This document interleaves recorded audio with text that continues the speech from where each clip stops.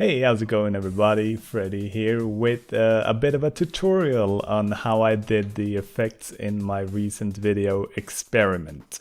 I kind of promised on Twitter and in the YouTube comments that I'd show how I did it, which I'm a little bit regretting right now because I've realized that I am not good at making tutorials at all. I'm not good at explaining things, but I'll give it a shot. Hell, I promised. So yeah, just bear in mind, this is gonna be shitty.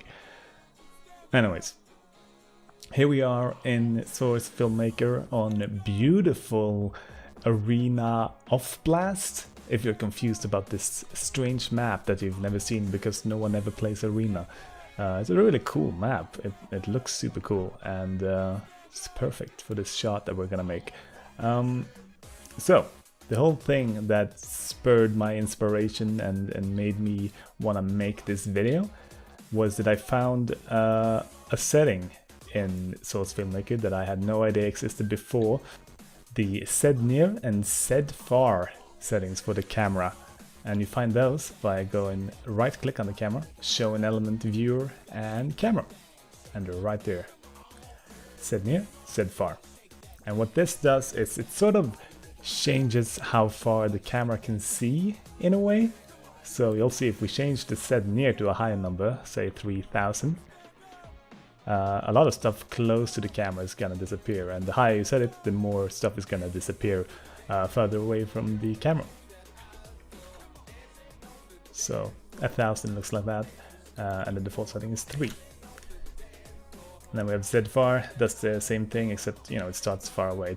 If we change that to a closer number, 2000, stuff in the background is gonna start disappearing. And that's basically what enabled all of the effects.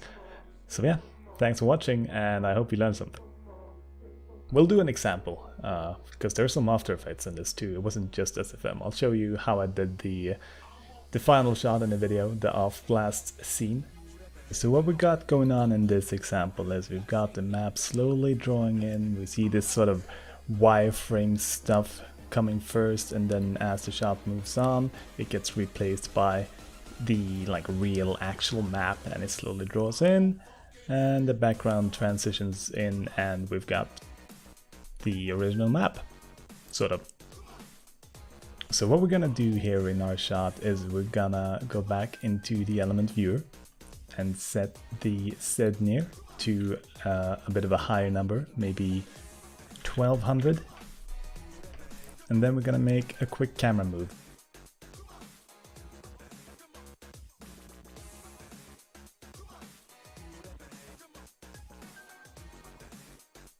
There we go. And I think we might wanna change our field of view a little bit here, just so we don't get so incredibly zoomed out. And also in the video I kind of made sure that this little weird oddity on the map wasn't in shot at any point, which is kind of hard to do, but I kind of went at a down angle like this. Maybe we should lower this a little bit more, maybe 1150. It's too close. 1130? Yeah. So you can sort of see the effect happening here, the map getting drawn in. And that's going to be the first thing that we render. This is just going to be the shot that makes up the background getting transitioned on. So if you don't care about that bit, you don't have to render this out. But if you do, render those 10 seconds out. Alright?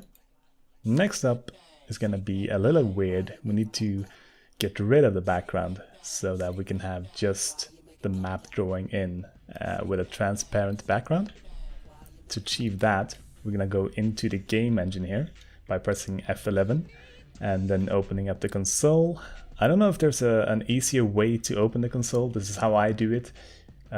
Sometimes you have to go into your options and enable the console. It's super weird, but hey, there's probably a tutorial for that somewhere. And what we're gonna do is we're gonna open up Fog UI, which lets you sort of mess around with this fog on the map. You see it turns kind of gray in the distance here. That's the fog. And we want to turn that off. We don't want any fog. We want Skybox to be enabled still, but we want to make it green. So we have this RGB slider here. We're gonna get green all the way up to max. Next up, we're gonna change the actual Skybox texture around the map to a green one. So sv_skyname green. And green is not a skybox that comes with SFM. It's on the workshop, you gotta subscribe to it. But once you do, all you have to do is type in green and you'll get a green sky like this. I'll link it in the description. And we're simply gonna press F11 to get back again. And as you can see, we now have a beautiful green sky, which is gonna let us key out the background. So this is the second render. The map sort of drawing in with a green background. Super cool. Next up, we're gonna do the bit where sort of a wireframe version of the map spawns in before the actual map. It's not actually wireframe, but I just call it that because it's what I tried to make it look like, you know? So the trick here is to go back into the camera settings, and we're gonna remember this set near number that we said, 1130, and we're gonna set that to set far instead. But we gotta change set near first, because if we set these two values to the exact same thing, I think there's a chance that SFM crashes on us, and I don't think that's something that we desire. So we're gonna lower this by maybe 200 or something. And then we're gonna change the set far to 1130. We're gonna set it to 1230, just so there's a little bit of overlap between the two renders. So now the 100 hammer units at the very far end here is going to be in both this shot and the last one that we just rendered, if that makes any sense. Here you can see this gives us sort of a slice of the map moving with the camera. And once you've rendered those 3 shots out, you're ready to hop into After Effects. This is not the exact same clips that I just showed you. This is the clips that I actually used in the video. So you can see we have mountain formation front, everything spawning in, and we have just the first shot with the green screen in the background, and we have just the clip as it should look when finished with the background. So first of all, we gotta key out the background by adding a keying effect. So there we go. See, now we don't have any ugly green background. To get the wireframe effect on the front here, all I did was apply something called Find Edges, which you can find under Effect, Stylize, Find Edges. There it is. And that's gonna look pretty crazy right away. But don't worry, it actually looks kind of cool. You know, you could, hey, we're done. This is a way cooler effect than I got in the video. But if you want to copy me, like a dang copycat, you're gonna set this to invert. Then you're gonna apply another effect, color correction tint, to get rid of this weird like blue and yellow color of the effect. And then simply set this layer to add. And that's it.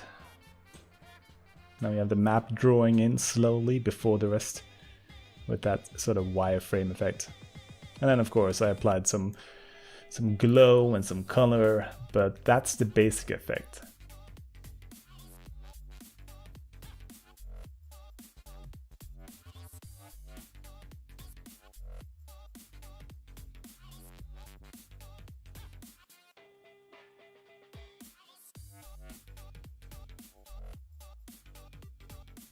And then what I also did was sort of slowly transition this background on towards the end. So transition, linear wipe, set it to, you know, something like that. And towards the end, start transitioning it on. So it's going to be fully transitioned on by the end and not transitioned on at all at the start. Oops, this way.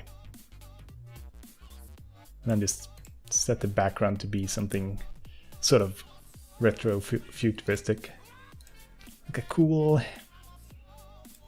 purple pink.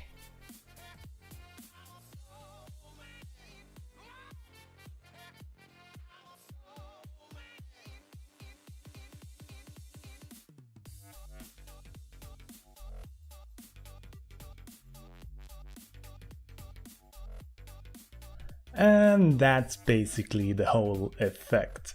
I'm sorry I didn't go too much into detail on all the After Effects and stuff, but I didn't want to drag this out more than I had to, and I'm sort of assuming that people that are watching this are already sort of into editing and know the basic stuff. And yeah, that's one example. The other examples included me slicing the entire map up with that effect and rendering like 20 different renders, all containing their own slice of the map, and then moving the camera sideways or up and down in order to get it moving, and staggering those layers in After Effects later on to create the wave effect and the zigzags and stuff like that. There's a lot of stuff you can do with this. I don't want to show too much in this video because it's gonna take ages, and as you can probably tell, I suck at explaining stuff, so you're probably better off experimenting on your own and coming up with your own effects. So yeah, despite my terrible explaining and the shitty tutorial, I hope you learned something, and I'll see you in the next video.